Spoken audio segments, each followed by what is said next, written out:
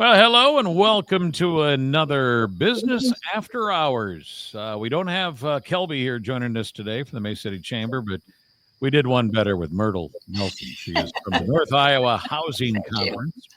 And we've talked before, Myrtle, I think. We were just Yeah, trying to discuss that before we went on here. yeah. And we're putting this kind of like a podcast. It's a video and audio. People can listen to it or they can watch it on our website, 1037thefoxrocks.com. So, hello, Myrtle. Nice to have you here. Hello, it's so good to be here. I'm happy to talk with you today and glad we could Yeah. get this done. Let's talk about North Iowa Housing Conference. It's going to be coming up at Music Man Square, the Business After Hours. It's on April 24th. It goes on from 4 till 6. But yeah, get us up to date about what's going on with the North Iowa Housing Conference. Is this a Okay. conference, really?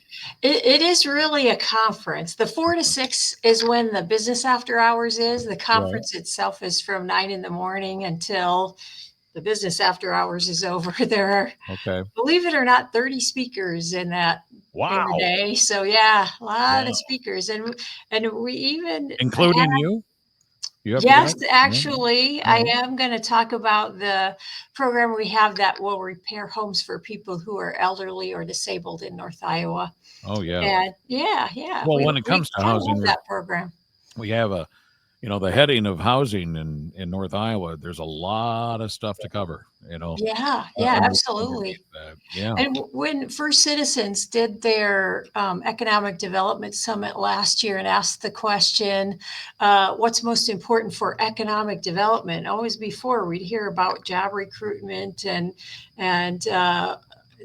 things like that, or sure. expansions, how that's what we do for economic development. The Mhm. number one by far response was housing. That they're seeing the tie between retaining and recruiting workforce Right. as being essential, as housing being essential to that Sure. effort. So Well, I think if people have their eyes open, they can tell that there's a lot of apartments now going up yeah, around Mason City in general. We just heard from the mayor the other day that we've got a little bit of a boom going here. We've got more people now than what we used to have, which is yeah, great. That's the first time yeah, in many, many years yeah, that we have more people yeah, living in Mason City decades now. So, actually. yeah, The loss of population was very sharp between the 60s and the 90s sure. slash 2000. Well, yeah, between the 60s and the 90s, and then it started tapering off, and now really we're looking at what is probably, the numbers aren't out on this yet, but as far as people moving out, but people moving in, finally we're getting what I'm thinking is probably a net positive. And that's been, boy, a dream for a long time for North Iowa Yeah, no and kidding. all of Iowa for that matter. And I Right. think a lot of it is driven by the kind of quality of life that Iowa Yep. offers, by being able to work remotely for people as well. And, Right. Harry O, you're going to have to like corral me in when I get too far off on a tangent. But No, anyway, no. um, This is I, what it's all and about. you did Keeping ask you me about the housing conference. I Yeah. suppose I should talk about that a little bit too. But it's the housing conference is actually a really, really a neat thing. In fact, to the extent that we were planning this conference, and by we, I mean there's this group of like 27 people from North Iowa planning this conference, and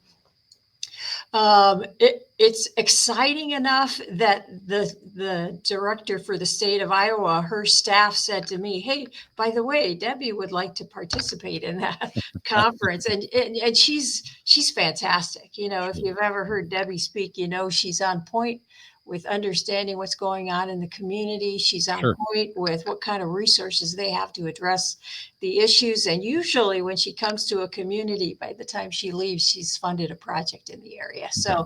So really great to have her. But our conference really has three tracks. One Okay. is for construction.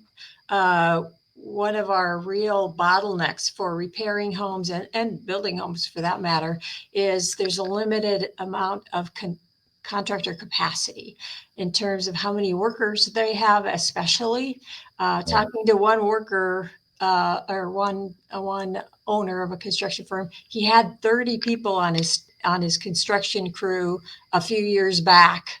less than 5 years ago, and now he has 7. So being able to help contractors to recruit and retain workforce Right. is important, and even just helping to make those firms more solid is important. And so we have topics like how not to get sued and what to do if you That's are. important. And the Sure. the contractors help us actually put this track together. Right. How to bid on federal and state funded jobs, and how to run a construction business. So um, the other what we're seeing a lot of interest in, though, is the development side of things. Okay. How do you as a community prepare for housing? How do you as a developer get connected with a construction contractor or community? We're actually going to set times for communities and developers to get together. Right. Bankers will be there. And are really crucial to getting the projects funded. And then also communities will be there that have done housing development projects, and how they created housing development corporations, or how they stacked different forms of capital to make developments happen.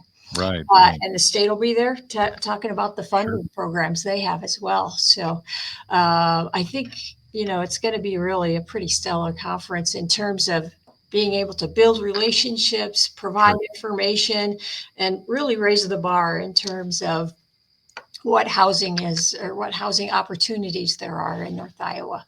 What's the biggest concern you think when it comes to housing that you might have that you will address? If you'll let me do two. One is the condition of the existing housing stock, and the other one is a lack of enough housing. Right. Even though we've lost population over the past several decades, Right. The number of people per household has shrunk considerably.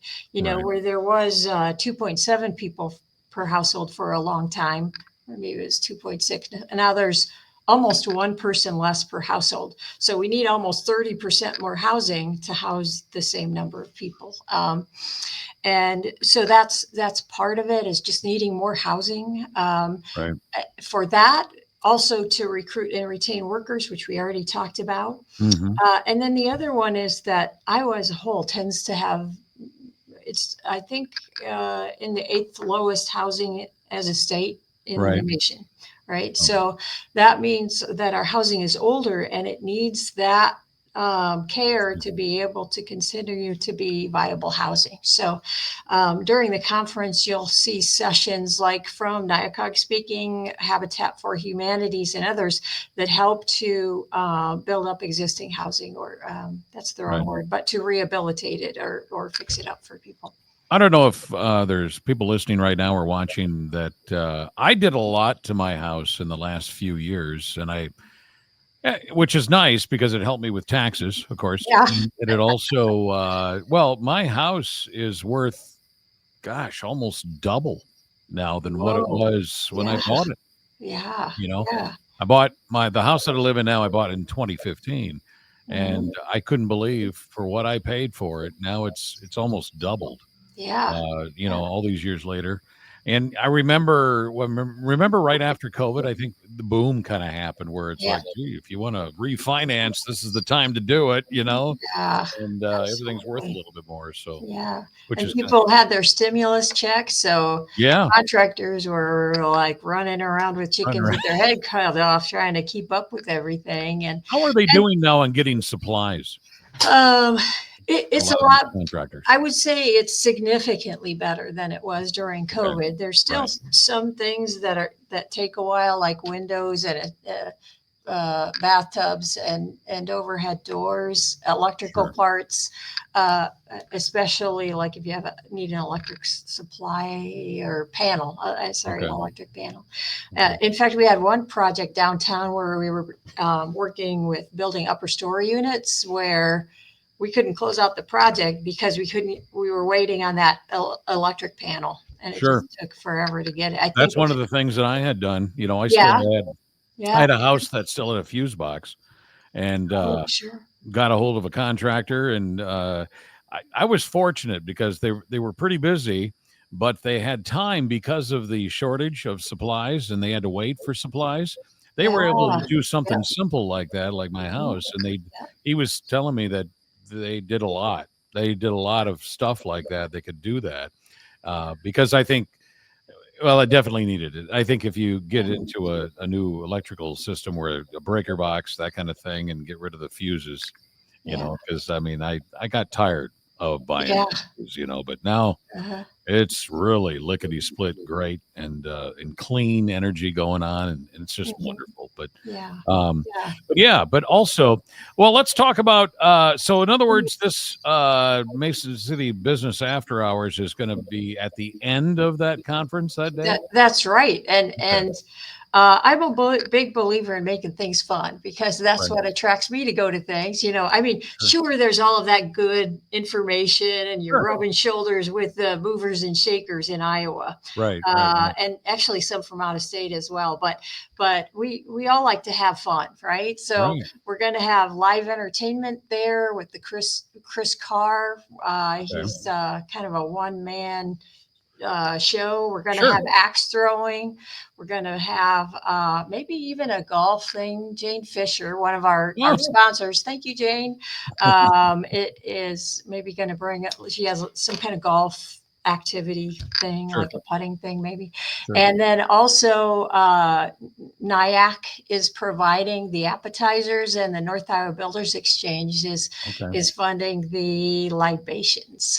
Oh, So yeah, it'll be just a fun event, and yeah. it's at Music Man Square, which is a fun venue to begin with. And we'll have the popcorn cart going and If stuff like that. So if it'll be anybody fun. attending cannot get to the conference part, will you have information there that people can, obviously pick up and read about, I guess, for them? Yeah, we'll have ways to do that. Sure, And we may do a lot of that too electronically so sure, that if people have questions after, or, just maybe they were sick that day or had right, another engagement.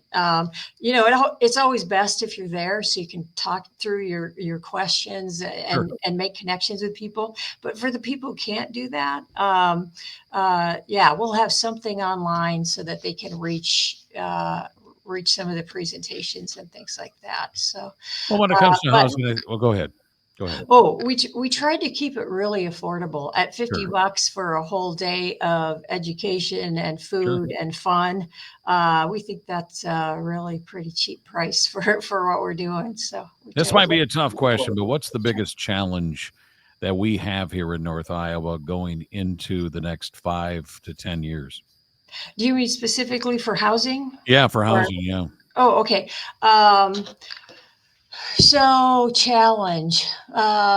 Boy, there are so Well, many so much things has that come to changed. my mind, to be Yeah, honest. But I think probably one of those leaders is contractor capacity. We're oh, actually sure. seeing a fair amount of interest from developers and things in North Iowa. It really Mm, helped to get the thriving communities designations in Charles City and in Mason City. That then the right. developers are, I don't know if lining up is quite the right word, but that access to state programs that are going to provide some funding to help cash flow those deals. It's Sure. really helpful. So we're seeing some of that, but contractor capacity is always a big deal. How can we expand that to make more things happen? Well, Um, I think we've been, I've read a lot about how we need more like young people wanting to get involved maybe with trades, yeah, yeah, a lot more. absolutely. And that would help if we had more because they're all busy, Yeah, yeah, right. which And is a good thing. I mean, I, that's a good thing that we a lot of trades out there that are busy, but yeah,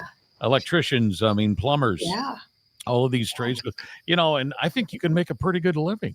Yeah, With absolutely. doing that And kind of stuff. you don't have to go to school for 4 years to do those No, things. So you save lots and lots of money not having to do that.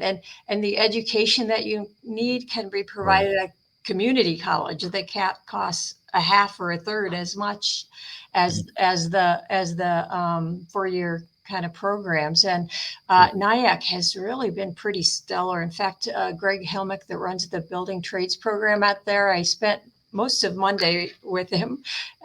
We went down to the Homes for Iowa program at the prison in Newton, where minimum security prisoners are actually constructing homes Right. that are built as one piece and then shipped on the back of trucks to different sites in North Iowa. And they'll have a speaker there as well. And Greg talked about. I'm glad you brought that up because Greg talked about bringing some of his students. We made a cut rate for them, and he thinks for the registration fee, Sure. and he thinks that they'll be able to maybe even sponsor that as NIAC Oh, that's nice. as a club. And so for contracting firms looking for workforce, Right. you'll see some workers right there ready to go, My that are being trained to be able to work in. my son is head maintenance out at NIAC. Oh, he So is. yeah, No so kidding. so he deals with this all the time. He's got so many Yeah. contractors you can contact and so forth and so Mhm. on. But Yeah. yeah, I hear him talking about it all the time. That it's sometimes it's a challenge. Some other times, I mean, NIAC is a good prospect for a lot of the contractors in the area. So Yeah. if they need help or whatever. But he's calling people all the time. Yeah. There's so many things that he can fix. Yeah. And Yeah. then there's other things where it's like, well, I'm not going to deal with it. I'm going to call a contractor out here to Yeah. fix this or fix that. So Yeah. And it's an ongoing thing, and things are different now than they were 10 years ago, heck, even 5 years ago. yeah. But it's NIAC has building trades programs now in their centers in Charles City and Forest City as well. So training up the people to be able to really make the physical buildings, the development here in North Iowa, Sure. continue to maintain what we have and to grow as well. Okay. So. So the business after hours is coming up April 24th. Get ready, 4 to 6. It's going to be after the North Iowa Housing Conference right out there. It's going to be at Music Man Square. It's all day long. And maybe some of you will actually be there for the whole day. Yeah. But it sounds like a fun little party afterwards, and food and beverages, and sounds like things to do as well. Yeah. And plus, a lot of people that are going to be talking with amongst each other, about this, that, and the other thing. So, Ariel, can I mention how to register for the conference? Obviously, yeah, go for it. Okay. The business after hours always free. Anybody can come to Right. that. For the people who want to come to the housing conference, the main body of the housing conference, if you just Google North Iowa Housing Conference, the very first item that'll come up is the link to be able to register. Okay. So there is of course a web page for it, but it's a little convoluted. It's on the Winworth Betco site. Thank you, Winworth Betco, for hosting that. Yeah. But just Google North Iowa Housing Conference and it'll come right up. And one other thought I just thought of when you say North Iowa. So this is the Mason City Business After Hours. But how many different areas are you? How many counties are you talking about here in North Iowa? NIACOG has 8 counties, more or less from Kossuth to Mitchell and Floyd. We also have Franklin, that's a tier below the rest of the counties. You're going to have people there from all over. Yeah, but we have people registered from throughout the state of Iowa. We have 85 people, I think, so far. And a lot of people that are just over those borders, like from Emmitsburg and Iowa Falls and Humboldt, that we have people from close and far. Most are from Iowa. There's some from Nebraska and Wisconsin and Minnesota, but a lot from Iowa. You're going to have easily a couple hundred people there, I would think. Yeah, that's our goal, is to have 200 people there. Okay, wonderful. Yeah. Well, the Mason City Business After Hours, again, April 24th. And Myrtle, thank you so much for joining us here today. And this is all about education and also all about getting together, networking, that kind of thing. And there's going to be many chances for people to do that at Business After Hours. Maybe we can get Kelby on here next month. We'll have to talk Fan Festival a little bit. That'll be here before you know it, too. Mm-hmm. And, absolutely. Let's just get things warmed up here. And yeah. we have 80 degrees one day and snow the next. So you never know what's going on. But hey, if you like variety, you're in the right place. Exactly. All right, Myrtle, thank you so much for joining us here on 103.7 The Fox. Again, you can see this on our website, 1037thefoxrocks.com, in video and in audio if you want to listen to it like a podcast. So have a wonderful day, Myrtle, a great month, and see you on April 24th. Yeah, thank you so much for taking time to provide information to people about this conference. We appreciate it tremendously. You bet.